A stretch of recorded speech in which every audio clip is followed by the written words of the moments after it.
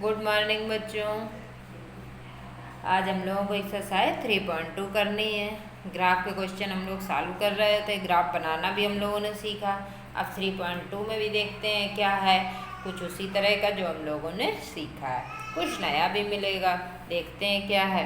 चलिए पहला क्वेश्चन देखते हैं क्या है।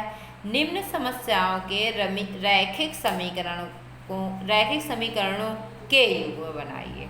जो हम युग्म बना रहे थे अभी तक समीकरण के, वो फिर बनाने हैं। और क्या करें, उनको ग्राफी विधि से हल कीजिए।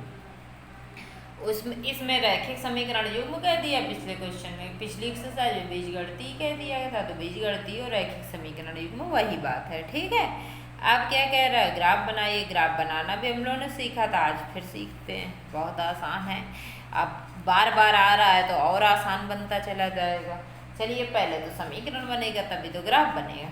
क्या कह रहा है पहला क्वेश्चन, कक्षा 10 के 10 विद्यार्थियों ने एक गणित की पहली प्रतियोगिता में भाग लिया। कितने विद्यार्थियों ने भाग लिया? 10 विद्यार्थियों ने भाग लिया। यदि लड़कियों की संख्या लड़कों की संख्या से 4 अधिक हो। लड़कियां ज़्यादा हैं किनसे? लड़कों से। कितनी ज़्यादा हैं? 4 ज़्यादा हैं। ठीक है, तो लड़के और लड़कियों की संख्या को बताइए ग्राफीय विधि से। ठीक, चलिए मान लेते हैं, माना लड़कियों की संख्या, लड़कों की संख्या x, लड़कियों की संख्या y। टोटल कितनी थी? 10। तो x प्लस y बराबर क्या आ जाएगा? 10।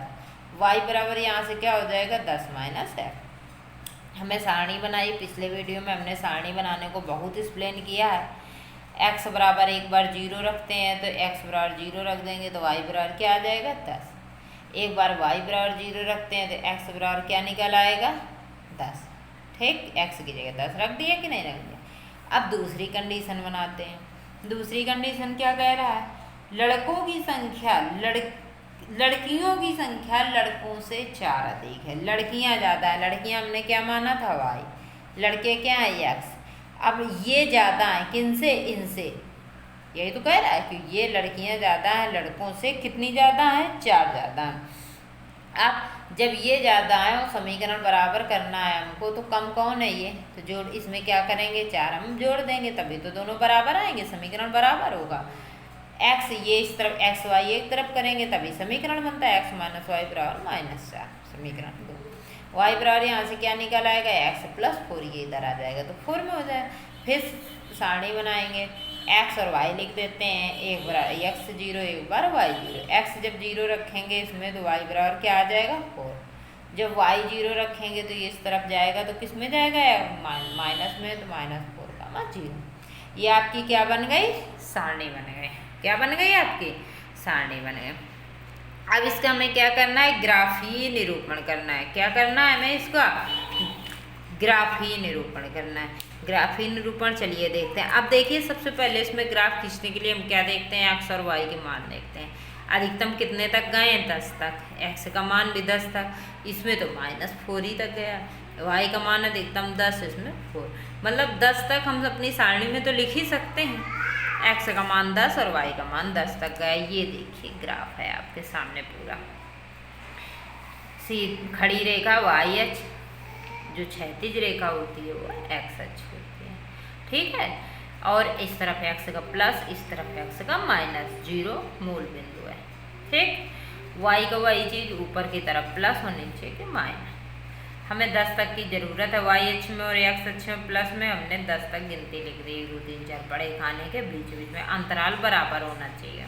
ठीक है, 9 10 ऊपर भी है। इसमें किसकी ज़रूरत है? y का मान भी 10 तक। अब इसको देख लेते हैं। इसमें माइनस में केवल -4 है और कोई नहीं है, तो हमने x में -4 तक लिख दी, जितनी आवश्यकता है। अब पहले खाने में सबसे पहले x का मान 0, y का मान 10। इधर आते हैं, ग्राफ में देखते हैं। फिर आप ग्राफ में देखिए, x का मान 0 यहीं रहेंगे, y का मान 10, जहाँ तक पहुँचे गोला बना के मान रख दिया। ठीक है, फिर इसी को डिस्टर्ब न करके इसको ले आते हैं हम लोग। x का मान 10, y का मान 0। चलिए देखिए, प्लस में ही चलना है, तो x का मान 10, y का मान 0। दोनों बिंदुओं को मिलाते हुए बिल्कुल सीधी रेखा खींच दी। समीकरण का नाम डाल दिया। समीकरण का नाम क्या था? x प्लस वाई बराबर 10। समीकरण का नाम डाल दिया x प्लस y बराबर 10। पहली रेखा हो गई। अब दूसरी आते हैं। दूसरी क्या है, x का मान 0 y का मान 4। x का मान 0 0 तो यही है, y का मान 4 1 2 3 4 0 का मान 4 रख दिया। ठीक है। अब अगला क्या है, x का मान -4 y का मान 0। x का मान -4 तो -1 -2 -3 -4। y का 0 तो 0 वही रहेगा, 0 तो चलना नहीं है, -4 का मान 0, दोनों बिंदुओं मिला। अब चूंकि हल करना है इसलिए इस रेखा को हमने खींच दिया। इस रेखा में कहीं ना कहीं तो काटेगी, क्योंकि सॉल्व करने के लिए कहा गया है। अगर ना काटेगी तो भी हम शर्तें हम लोग पढ़ चुके हैं कि नहीं, कि संपाती समांतर। फिलहाल इसको बढ़ाने पर ये एक बिंदु पर संगत कहीं काट रहे हैं। एक बिंदु पर जब काट रही तो उस बिंदु, वही बिंदु जिस बिंदु पर काटती है, इस बहुत पॉइंट मेन है, इसको नोट करिए। ग्राफी विषय का यही पॉइंट मेन है। जब दो रेखाएं कहीं आपस में काटती हैं, जिस बिंदु पर काटेंगी वही उसका हल होगा। तो जो बिंदु काट रहे हैं वो क्या है, ये है। ठीक है। अब इस बिंदु पर हम, इसीलिए हमने थोड़ा मोटा मोटा कर दिया 2-3 बार। इस बिंदु पर जो काट रहे हैं उसमें हम x और y का मान देखते हैं, तो सीधे चले आते हैं नीचे की तरफ। x में क्या मिला 3, क्या मिला 3, और y में किसके सामने तक है 7, तो क्या हो जाएगा मान 3 का मान 7। x का मान 3 आया, y का मान 7। जिस बिंदु पर मिलता है उसका सीधा मिला दीजिए। ये वाला x अक्ष और खड़ा वाला y अक्ष जो होता है वो लिख दिया जाता है। ठीक है। x हमने क्या माना था, x हमने माना था लड़कों की संख्या, तो लड़कों की संख्या कितनी आ गई, लड़कों की संख्या 3। ठीक। y हमने क्या माना था, लड़कियों की संख्या, लड़कियों की संख्या कितनी हो गई 7। ये होता है हमारा ग्राफी विधि से समीकरण सॉल्व करना। अब उम्मीद है कि आप लोगों को ग्राफी विधि से समीकरण सॉल्व करना समझ में आया होगा। इसका सेकंड क्वेश्चन 3.1 एक्सरसाइज जो हम लोगों ने लास्ट वीडियो में पढ़ी थी, उसी का क्वेश्चन गेंद और बल्ले वाले क्वेश्चन की तरह है सेम। अब ये आप लोग लगाएंगे, अगर कोई प्रॉब्लम होगी तो आप लोग पूछेंगे, इसलिए सेकंड क्वेश्चन आप लोगों के लिए छोड़ा जा रहा है। ठीक है। चलिए अगला वो फर्स्ट का सेकंड पार्ट छोड़ा, तो सेकंड क्वेश्चन मत समझिएगा, फर्स्ट का सेकंड पार्ट। अब हम लोग क्या पढ़ना है, सेकंड क्वेश्चन पढ़ना है। सेकंड क्वेश्चन में क्या लिखा है, अनुपातों A1/A2, B1/B2, C1/C2 की तुलना कर ज्ञात कीजिए कि निम्न समीकरण युग्म द्वारा निरूपित रेखाएं एक बिंदु पर प्रतिच्छेद करती हैं, समांतर हैं अथवा समपाती हैं। हमने आपको 3 कंडीशन लिखाई थी। क्या क्या लिखाई थी कि A1/A2 does not equal to B1/B2, अगर बराबर नहीं होता तो अद्वितीय हल होता है, एक बिंदु पर प्रतिच्छेद करती हैं। सेकंड क्वेश्चन क्या, सेकंड शर्त क्या लिखाई थी, A1/A2 बराबर B1/B2 does not equal to C1/C2, अर्थात रेखाएं समांतर होती हैं, यही तो लिखाया था। और जब समांतर होती हैं तो उनका कोई हल नहीं होता। तीसरा क्या था, A1/A2 बराबर B1/B2 बराबर C1/C2, अगर तीनों बराबर हो जाएं तो रेखाएं समपाती होती हैं, अपरिमित रूप से अनेक हल होते हैं। जिनमें हल होते हैं वो संगत समीकरण कहलाते हैं और जिनमें हल नहीं होते वो असंगत। ठीक।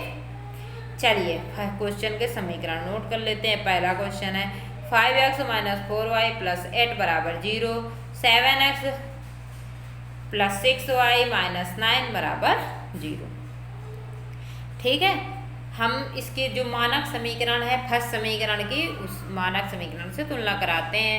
A1x + B1y + C1 बराबर 0, x के साथ वाला A1 तो A1 बराबर 5, y के साथ वाला B1 तो B1 बराबर -4, अचर C1 बराबर 8।